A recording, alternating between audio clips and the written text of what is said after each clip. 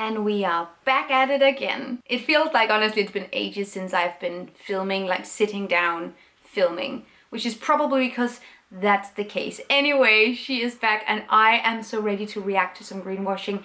Some of the things that I have on today's list is actually also resolved issues, so not something that is very current, but something where something happened and somebody took action and took it down and penalties were given out, and we also like to see that, so that's sort of the positive note. The bad news is that there's still a plethora of unfinished greenwashing business, but we'll get to that. Thank you so much. Okay, I'm just done apparently.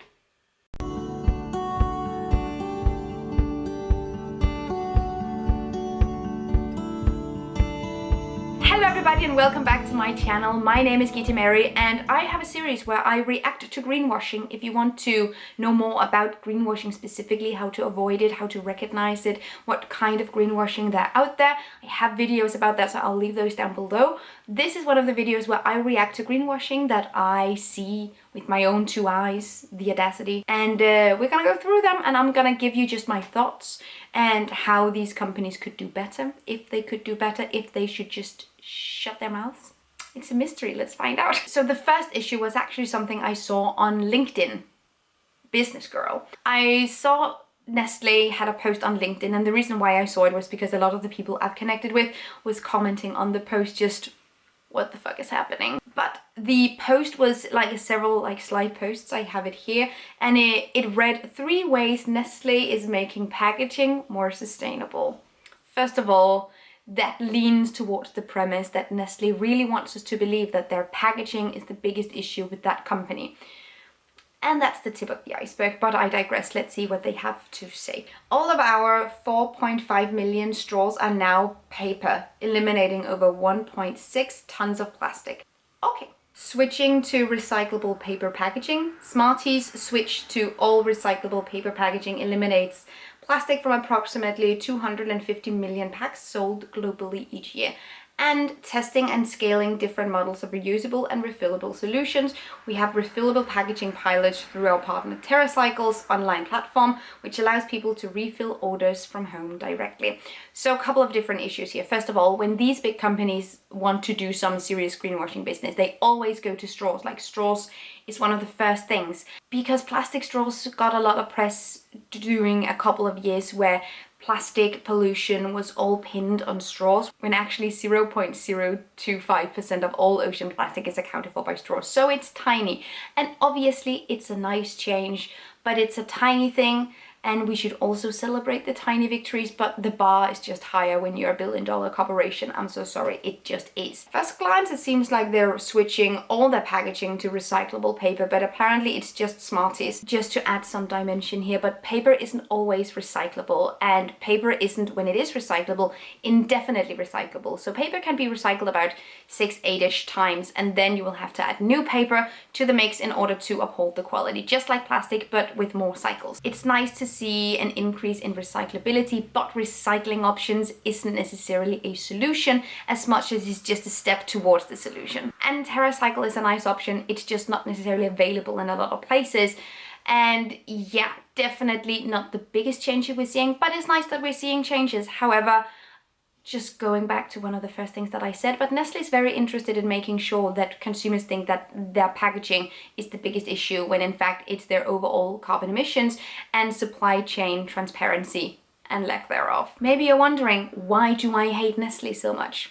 Let me take you on a journey. So by the year 2030, Nestle is promising to reduce their carbon footprint with 50%, and they want to be a net zero carbon company by 2050 at the latest. A lot of different impacts are not calculated into those calculations whatsoever. Capital goods, ingredient sourcing, logistics, investments, a lot of different other aspects of their business is not counted into that calculation, because those actions account for millions and millions of metric tons of CO2. Also, Nestle co-owns or owns over 2,000 businesses and brands, so it's really difficult to overall boycott Nestle altogether.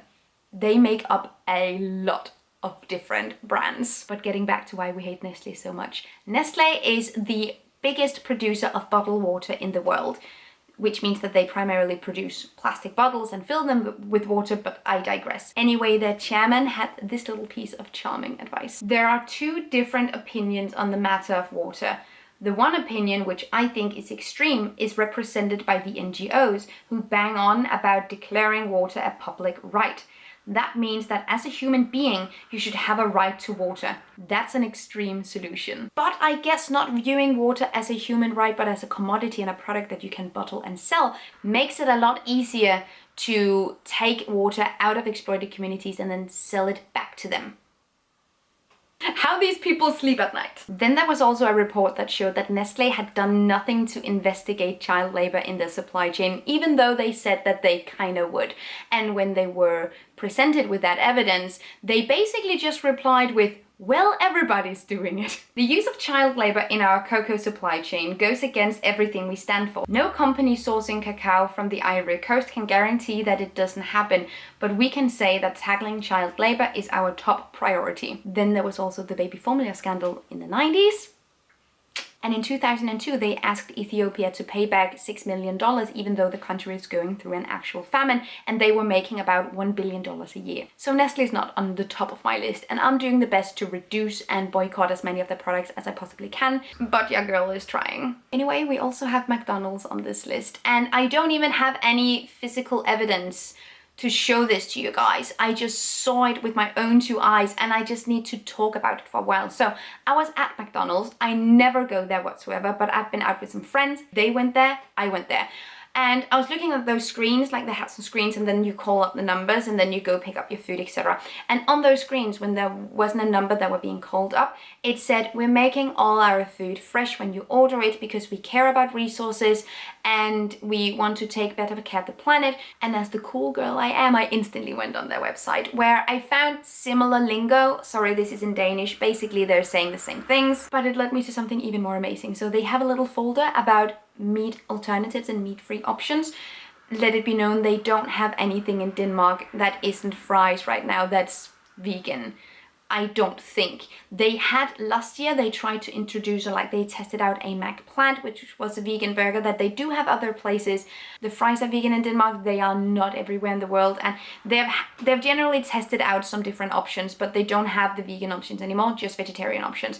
Anyway, they were talking about their meat-free alternatives. It sounded a little bit like there was a plethora of vegan options when in fact there isn't any. And under like, this is what we're doing, this is our action, it literally stated. And then in 2021 we tested out a vegan burger. When you're not doing it anymore, you can't really brag about it though, Ronald. You can't brag about it, it's not a flex. Okay. Anyway, I thought it was hilarious that a business that offers so little plant-based options, that use that amount of resources, cares. It just feels very shallow, very superficial, because it is. Anyway, I've also made an impact video about fast food, which explains a little bit about why I try to stay away from these fast food chains, especially the big ones, altogether, because even their vegan food is not necessarily that sustainable. Like the fries at McDonald's are not sustainable whatsoever. Anyway, you can go see that video if you're curious. Now, in other news, and something that is actually hopefully a past chapter, but who can tell, but since 2015, Coles and Walmart have been advertising products made from bamboo, derived from bamboo, and sort of using the bamboo origins of the product as an advertisement angle, because bamboo has a chokehold on semi-conscious consumers. And it turns out those products had absolutely no bamboo in them whatsoever. They were derived from rayon, which is often similarly produced to bamboo, but not quite the same thing. I have two videos about bamboo production, one specifically about bamboo textile production. There's a lot to be said about bamboo, and it's not inherently a sustainable product. Firstly, because the supply chain for bamboo is super untransparent. It's basically impossible to trace the bamboo back to the people that grew it, and while there are some technical, so like hypothetical advantages with bamboo, it can grow really fast, it can grow in places where nothing else can grow, it doesn't need pesticides, etc. All these things still usually happen trees are still cut down to make room for plantations with bamboo. Pesticides are still used, etc.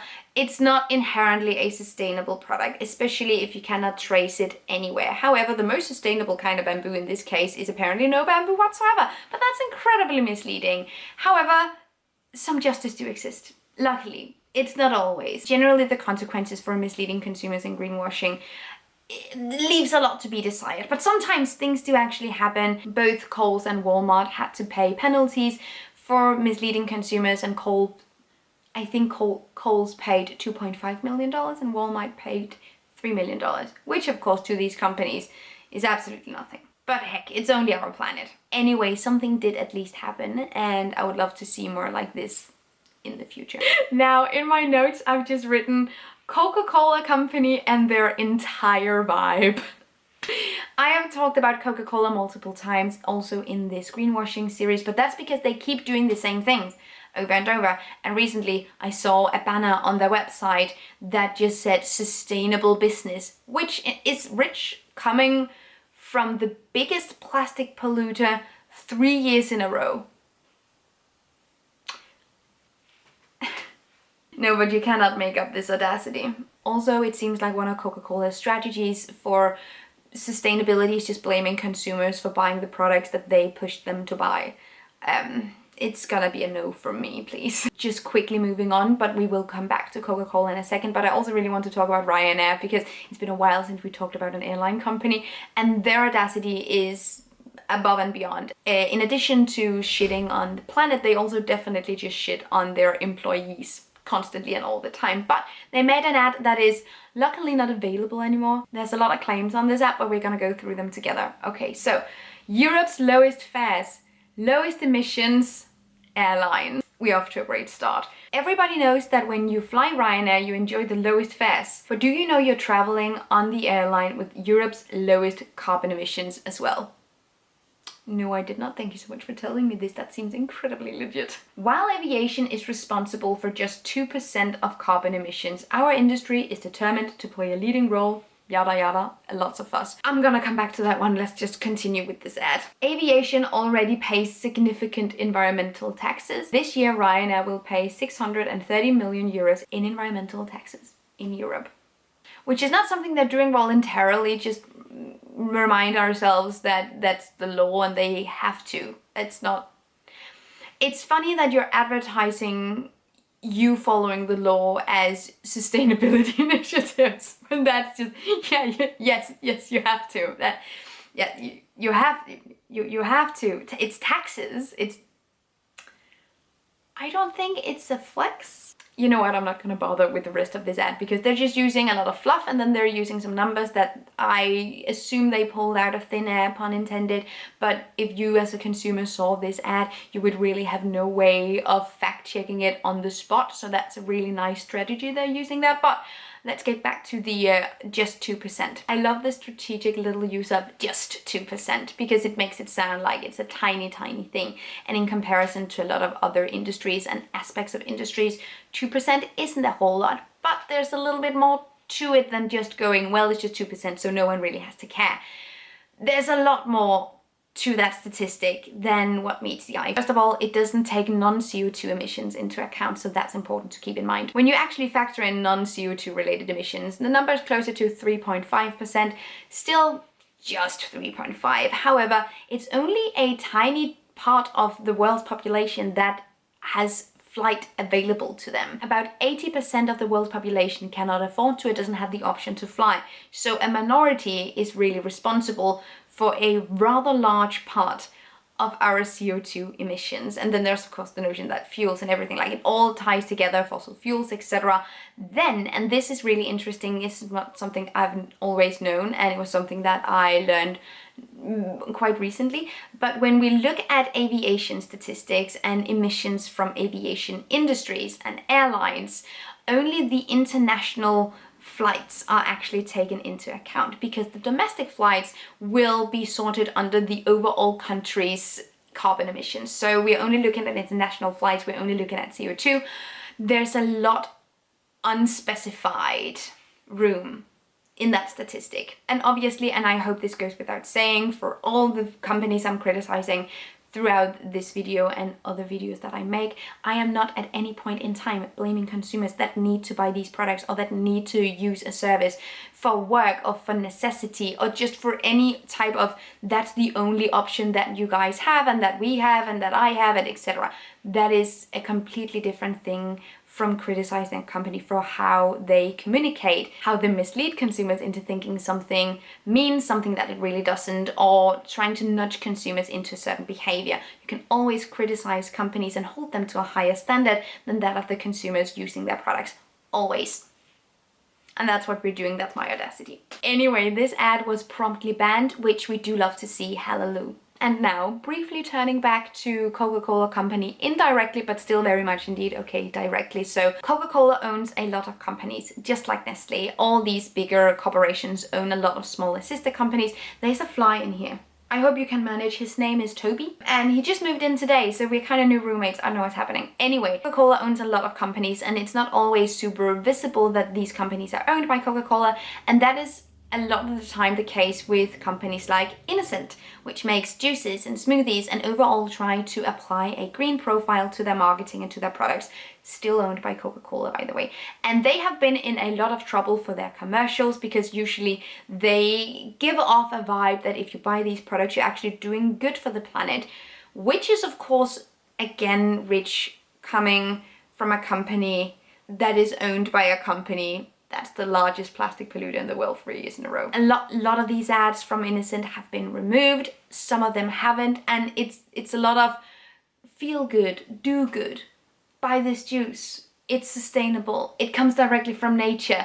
That whole vibe that sort of negates the entire supply chain of these products, but makes it seem a lot simpler and a lot more local or seasonal, when it seems like a juice box just grew out of a tree. Obviously, I assume that most people know that that's not exactly how plastic bottles work, but the overall associations of that kind of marketing can help a company create a green profile that can benefit them financially, whilst also not necessarily doing any real sustainability work. And that we don't like to see. However, the funny thing about who complained about these ads was that it was PepsiCo that complained and got some of these ads removed. And while I do love to see the giants fighting each other, that is overall hilarious. Pepsi, I really don't think you want to draw a lot of attention to yourself because, honey, you're doing the exact same thing. But then perhaps Coca-Cola could sue Pepsi and then the giants could fight each other and then we could all live in our gardens and just vibe and just let them eat each other, and that could also be a really great solution. So fingers crossed that's what's gonna happen. And lastly, this I also experienced with my own two very eyes, and as I took a picture of it and I'll put it right here, but it's a Shell gas transportation truck, and on the back it says, translated from Danish, I CO2 compensate for my fuel, you can too. And this gave me the same energy as that post. I think it was also Shell that did that tweet a couple of years ago, we should all do something for the planet. What would you be willing to do? Once again, switching the entire responsibility from themselves onto the consumers, and not a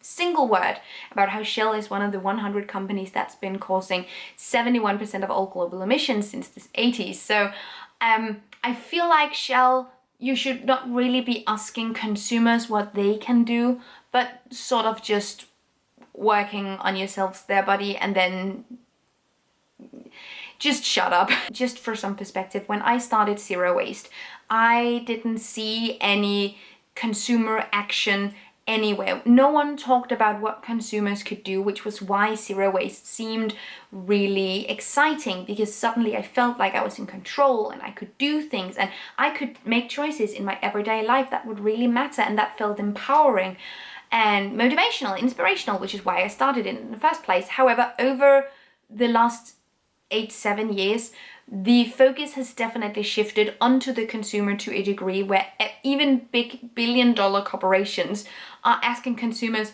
well, it's fine, like transparency in my supply chain, I don't know, it sounds difficult. You're using a plastic bag though, so we're in the same boat.